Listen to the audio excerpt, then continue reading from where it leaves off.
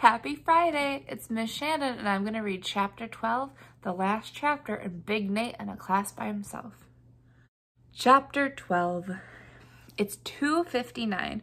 School's over in exactly 1 minute.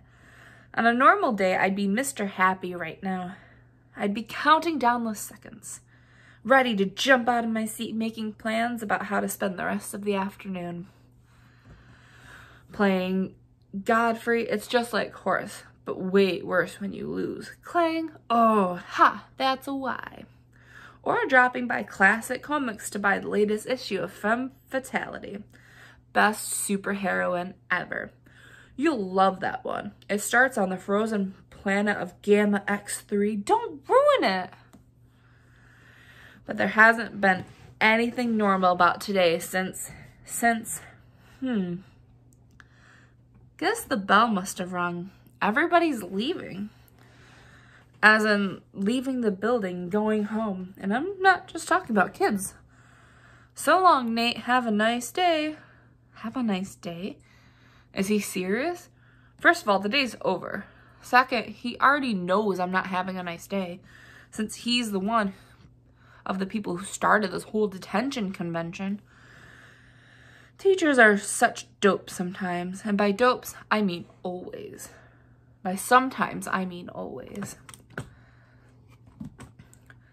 The place empties out in no time, and before I know it, it's just me. There's nothing more sickening than being stuck in school when classes are over. Try it sometime. It feels totally wrong. I can almost hear the walls talking trash. Hey, genius, everyone else is already gone, but you're still here. What a loser. Shut up, walls. No sense putting it off. I head for the detention room. I admit, I've had my share of detentions. I'm in there so much, Teddy even made up a joke about it. How do you get to the detention room? Follow Nate. Ha ha ha ha. Didn't say it was a good joke. My last detention was the day of the chess club bake sale. Dramatic flashback. Francis and I were running the table. We were making some pretty good money, mostly from selling Francis's mom's lemon squares, which are awesome.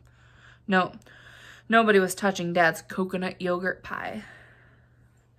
It was crowded. I noticed a kid named Randy Benton Court taking one of the lemon squares, real casual-like, and palming it in his hand. He didn't pay. He just started walking away. Hey, pay up. Me? For that lemon square behind your back. Lemon square? What lemon square? Zing. He chucked the lemon square away, and splut, it hit Mrs. Godfrey. Nobody had noticed me and Randy arguing, but everybody stopped and looked when that lemon square smacked into Mrs. Godfrey's butt. Who did that? Who threw that food? Nate did. And of course, she believed him. Shocker. Did she even ask for my side of the story? I don't need to hear your side of the story. I'm a teacher. Onion breath. She pulled out her little pink pad and started writing me up. Randy stood beside her, giving me one of those "you got in trouble and I didn't" looks. That's when I heard the voice inside my head. Get your money's worth. I was already getting detention, right? Might as well get punished for actually doing something than for doing nothing. So I did something. Dad's coconut yogurt pie. Split. I ended up with 5 detentions that day. But I made sure Randy got what he deserved. That's what bugs me about all the detentions I got today. I didn't get my money's worth. I walk in. Some days there are other kids, but today it's just me and Mrs. Sirwicki. Mrs. Sirwicki, fact. During detention, she passes the time by reading cheesy romance novels with titles like Flames of Longing and Pounding Surf. Blush. Oh my!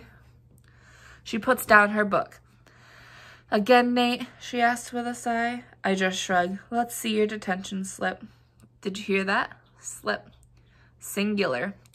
The old gal's pacemaker is about to get a major jolt. There's more than one, actually, I say, fishing in my pocket. Mrs. Sawicki raises an eyebrow. How many more? She says. I lay a wad of pink papers on her desk. It looks like a mutant origami. Sweet, sticky molasses. Nate, she says. Just how many teachers wrote you up?